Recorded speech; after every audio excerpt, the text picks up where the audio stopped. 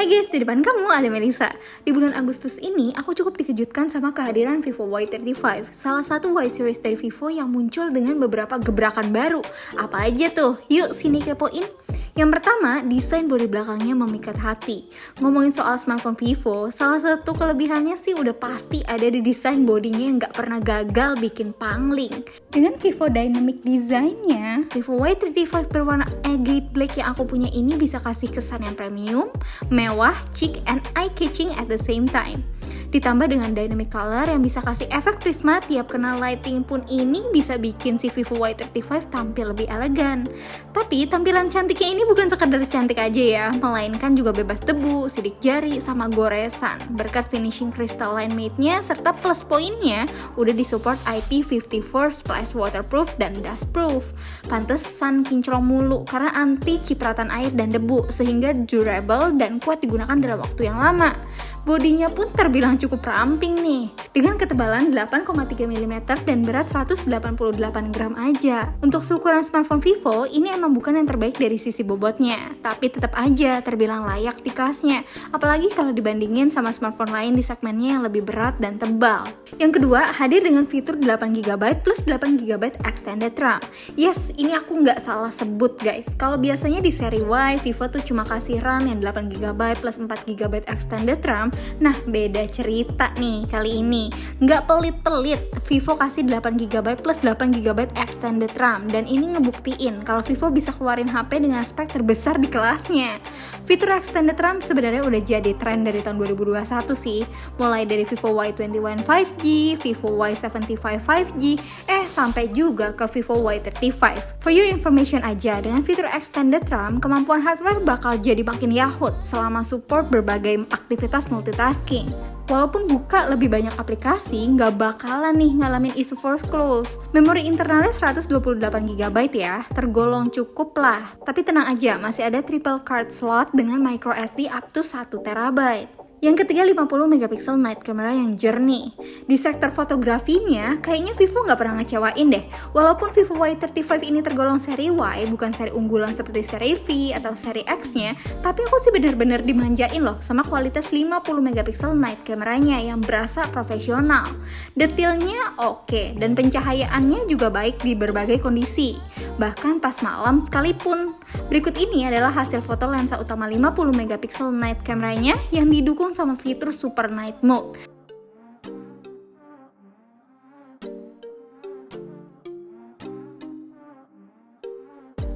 Double exposure dan juga ada bokeh flare portraitnya. Dan ini tuh hasil perekaman video kamera belakangnya yang hingga resolusinya 180p pada frame rate 30fps yang udah support ultra stable video.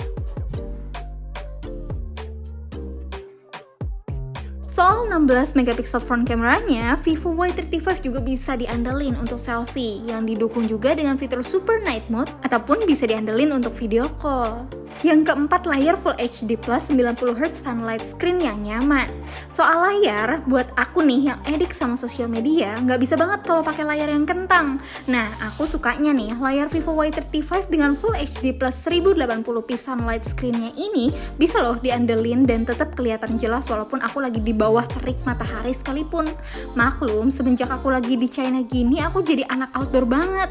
Demen aja gitu keliling sambil jogging-jogging santai. Oh iya, refresh rate 90Hz-nya juga bikin scrolling jadi lebih smooth. Apalagi didukung dengan teknologi P3 Color Game Mode yang ngehasilin warna saturasi yang rich. Yang kelima, chipset yang powerful. Vivo Y35 kali ini mengemas chipset yang tergolong bertenaga di segmennya, yaitu Snapdragon 680 prosesor dengan sistem fabrikasi 6nm yang juga beneran hemat baterai. Ditambah updated multi turbo 5.5 serta ultra game mode 2.0 auto bikin pengalaman ngegame asik dengan minim stuttering and lag. Yang keenam, audio booster 2.0. Oh iya, kayak yang aku bilang tadi nih, sekarang daily activities aku banyak kan di outdoor kan. Kadang kalau lagi duduk-duduk di cafe, suka sambil buka-buka YouTube juga nih. Nah, kebantu sama adanya audio booster 2.0 yang secara spek bisa ningkatin audio up to 72 decibel. Jadi walaupun di environment yang noisy sekalipun, audionya juga masih oke. Gebrakan ketujuh, daya fast charging yang cepat di kelasnya. Sebenarnya sih ya, 5000 mAh baterai yang ada di Vivo Y35 ini bisa banget temenin aku seharian full dari pagi sampai malam.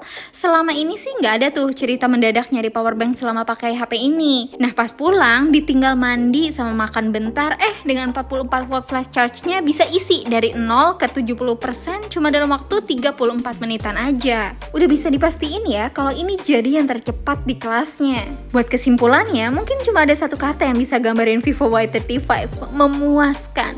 Yang pasti, Vivo Y35 ini tuh salah satu pilihan yang ideal buat kamu yang lagi cari smartphone cantik di harga 3 jutaan. Oke deh, kalau gitu cukup sekian dulu untuk video kali ini. Dan kamu komen aja di kolom komentar menurut kamu gimana sih si HP terbaru dari Vivo ini. Dan kita ketemu lagi di video selanjutnya. Bye!